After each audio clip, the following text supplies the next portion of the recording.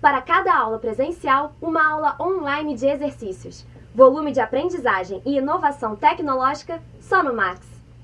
Prezados amigos, prezados concursandos, estamos aqui no nosso terceiro encontro para poder falar agora um pouco sobre a argumentação lógica. Na verdade, esse capítulo de argumentação lógica é um capítulo até bastante, podemos até dizer, repetitivo, porque tudo que a gente vai usar, a maioria das coisas, melhor dizendo, que a gente vai usar, são assuntos que a gente já abordou nos dois encontros anteriores. A gente vai falar muito de proposições já conhecidas como condicional, vamos usar quantificadores novamente, ou seja, de novo a gente vai estar retomando alguns assuntos, só que dando um novo enfoque. E o enfoque geral, na maioria dos casos de uma argumentação lógica, de uma maneira bastante genérica, é quase sempre o mesmo. Que é o seguinte: o cara te dá uma argumentação, o examinador te dá uma argumentação lógica, e ele afirma o seguinte para você: será que esse argumento é válido? Será que ele não é válido? Ou seja, a gente vai ter que tentar determinar se uma determinada argumentação lógica vai ser verdadeira ou vai ser falsa, vai ser válida ou não. Ou até, em alguma das vezes, não só para determinar se uma argumentação lógica é válida ou não, você também às vezes vai ter que interpretar através de diagramas lógicos, quando forem quantificadores, para ver uma situação ou outra, uma conclusão ou outra, se é pertinente a uma determinada argumentação. Tá legal, gente? Mas qual é o fundamento básico para se determinar se uma argumentação lógica é válida ou não? É muito simples.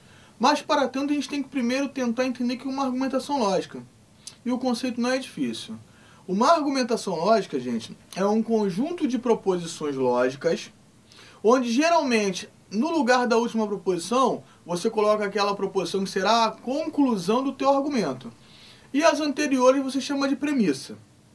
Tá? Ou seja, as premissas de uma argumentação lógica serão aquelas que, relacionadas entre si, vão tentar gerar alguma conclusão, que geralmente a gente coloca no lugar da última proposição. Olha só a primeira questão da CESP, como é que está formulada. É uma questão justamente que visa trabalhar com o conceito de argumentação lógica. Tanto que no final ele faz uma afirmação: essa argumentação é válida. Mas aquilo que eu falei, de novo, sendo repetitivo, preste atenção. A CESP tenta colocar na parte de raciocínio lógico proposicional, na parte de argumentação lógica, textos longos, iniciais, cansativos, só para você perder tempo. Porque tudo que ele está falando nesse texto é tudo que você tem estudado ao longo do teu curso. Tudo bem? Olha como é que ele começa, por exemplo, para tentar deixar claro o que eu estou dizendo. Olha o que ele fala: um argumento constituído por uma sequência de 3 proposições, P1, P2 e P3, em que P1 e P2 são as premissas, P3 é a conclusão.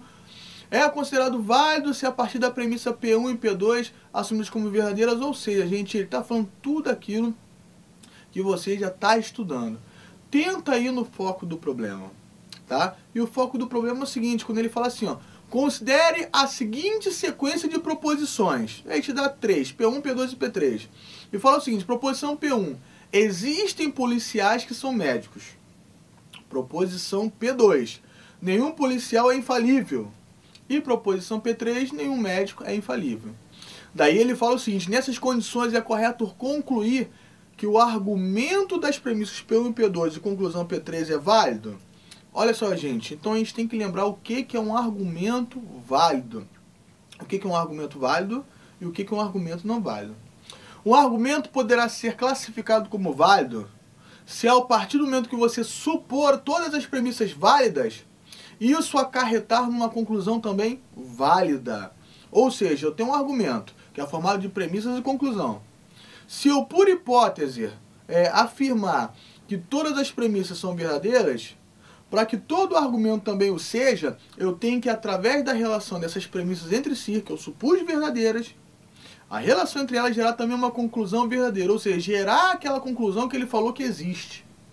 Se isso ocorrer, o meu argumento é válido. Agora, caso o contrário, caso eu tenha uma premissa onde eu assuma, caso eu tenha um argumento, melhor dizendo, onde eu assuma as premissas verdadeiras, tá? Mas apesar disso tudo, a conclusão obtida não é aquela a conclusão obtida não é aquela que ele afirmou que seria, ou seja, aquela afirmação que ele diz como conclusão é falsa, ela não existe, ela não é possível de ser gerada através da relação entre as premissas, aí a gente está diante de uma argumentação não válida. E uma argumentação não válida pode ser chamada de sofisma ou falácia. Tudo bem, gente? Então, nesse caso aí, vamos ver agora na resolução se essa argumentação é válida ou não. Ele fala o seguinte, gente. Para isso a gente tem o conjunto das coisas infalíveis, nós temos o conjunto dos policiais e o conjunto dos médicos. Tudo. Então, quando no texto anterior ele fala o seguinte, existem policiais que são médicos, repare que ele usa um quantificador ali. E de novo eu vou usar o quantificador existencial, o algum, aquela ideia do quantificador algum.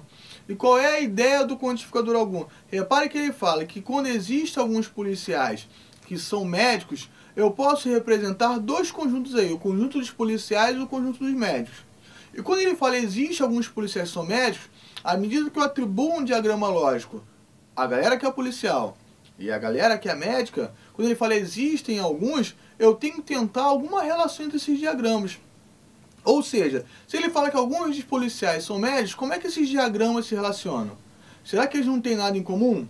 Será que está um dentro do outro? Será que é apenas uma interseção simples entre eles? Quando ele fala que existe alguns policiais que são médicos, a gente está afirmando que existe alguma coisa em comum entre esses dois conjuntos, nada mais entre isso. Ele não está afirmando que está um dentro do outro ou um separado do outro, isso eu não posso dizer. Mas eu posso dizer apenas que eles têm algo em comum. E esse algo em comum é o quê? É justamente a região de interseção, como está mostrando nosso diagrama aí da primeira configuração. Tá vendo? Tanto da primeira como da segunda. Tá ali, ó. Veja que o diagrama de P tem uma interseção com o diagrama de M em ambas as configurações. Por quê? Porque existem policiais que são médicos e existe algo comum entre eles. Mas se você voltar no texto agora, você vai reparar que a segunda proposição fala o seguinte: nenhum policial é infalível. Gente, falar que nenhum policial é infalível, dentro do nosso diagrama da resolução, isso pode ocorrer de duas maneiras. Se você tem um conjunto das coisas infalíveis, se ele fala que nenhum policial é infalível, repare que ele está dizendo isso para você o seguinte, olha só, o conjunto dos policiais não tem nada a ver com o conjunto das coisas infalíveis, ou seja, a interseção entre o conjunto do policial e o conjunto das coisas infalíveis é vazia. Só que quando ele fala, gente, que nenhum policial é infalível, por exemplo, ele não está dizendo para você que não existe médico infalível. Ele não está dizendo isso para você. Só falou, nenhum policial é infalível, ponto. Agora, a partir daí, se existem médicos infalíveis ou não, é outra história. Ele não disse nada, ele não afirmou nem que sim, nem que não, então também não é a gente. Daí gera a necessidade de duas configurações de diagrama nessa resolução. Uma, para dizer que existem policiais que são médicos, mas nenhum policial é infalível. Logo, o conjunto ali, ó, dos infalíveis não tem interseção nenhuma com os dos policiais, nem com dos médicos. Isso pode acontecer.